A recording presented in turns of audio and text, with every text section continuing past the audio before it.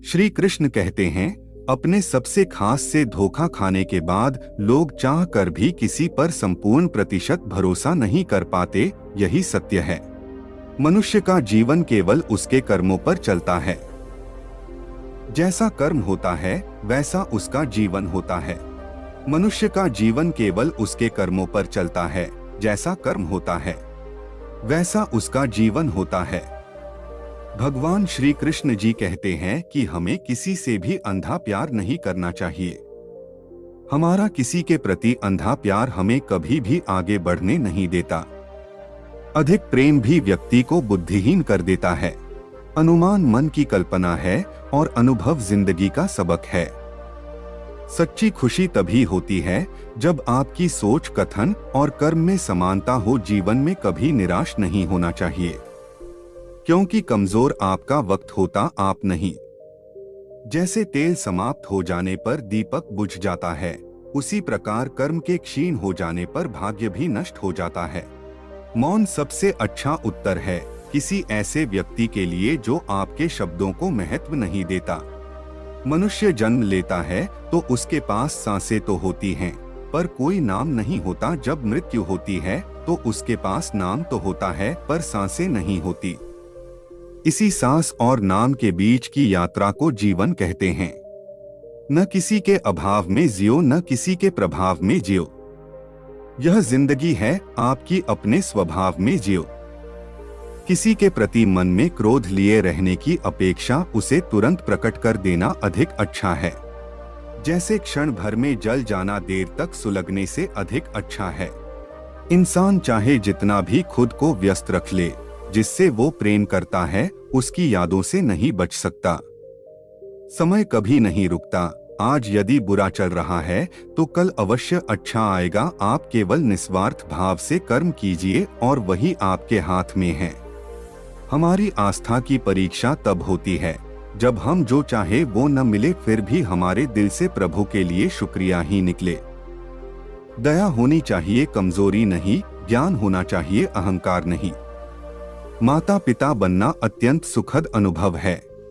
उत्साह से जीवन जीना और स्वयं पर महारत हासिल करना खुशी देता है।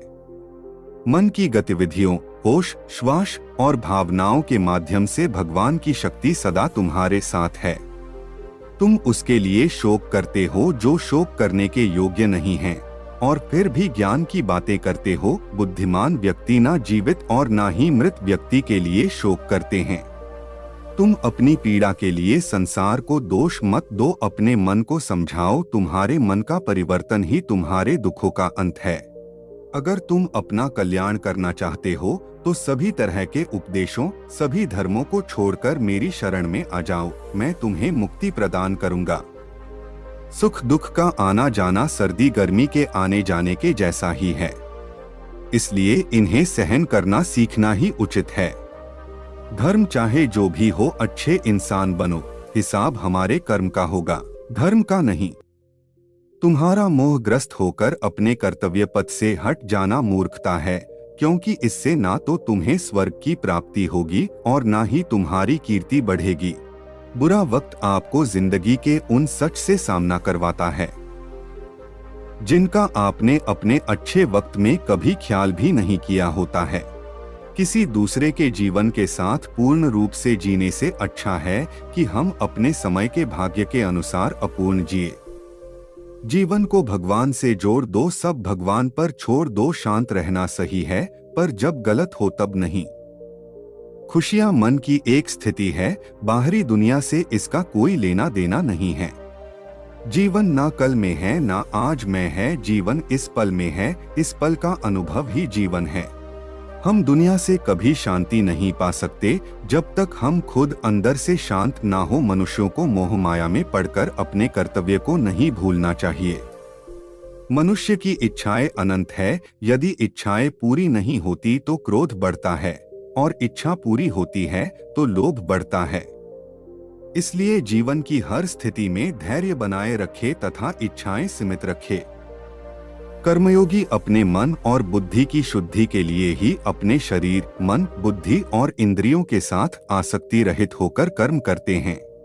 श्री कृष्ण अर्जुन से भी कहते हैं कि हे अर्जुन, मैं सर्वज्ञ हूँ, मैं इस सृष्टि का रचनाकार हूँ, मैं भूत, वर्तमान और भविष्य के सभी प्राणियों को तथा उनके विचारों को जानता हूँ, किंतु वास्तविकता में कोई नहीं जानता है, ना ही समझता है।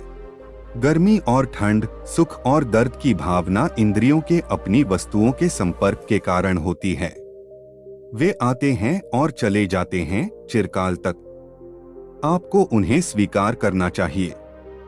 पूर्ण लगन के साथ अपना कार्य करो, लेकिन उसके फल की इच्छा मत करो, क्योंकि जब आप फल की इच्छा करते हैं तब कहीं न कहीं आप अपने कार्य में पूर्ण रूप से समर्पित नहीं हो पाते।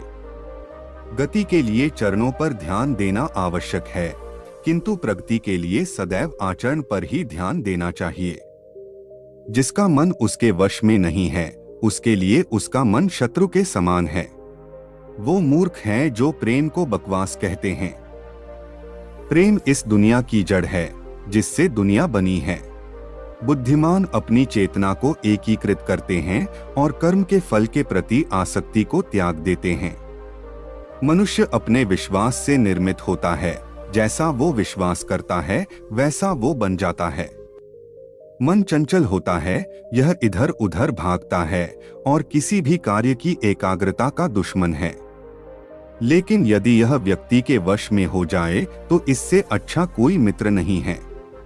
मन को एकाग्र करना जरूरी है, बस थोड़े से प्रयास और अभ्यास की जरूरत है। श्री कृष्ण कहते हैं, मेरे लिए न कोई घृणित है और न ही कोई प्रिय, न कोई निर्धन है और न ही कोई धनी, बस जो भक्ति भाव के साथ मुझे याद करते हैं मैं उनका हूँ और वो मेरे। हमेशा स्वार्थी होना गलत है।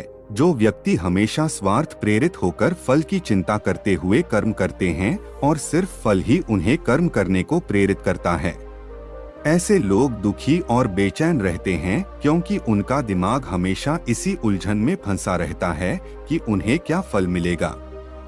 स्वार्थी व्यक्ति सुखी नहीं रह पाता और ऐसे व्यक्ति से कोई भी संबंध नहीं बनाना चाहता। इसलिए स्वार्थ से ऊपर उठें और दूसरों का हित भी सोचें।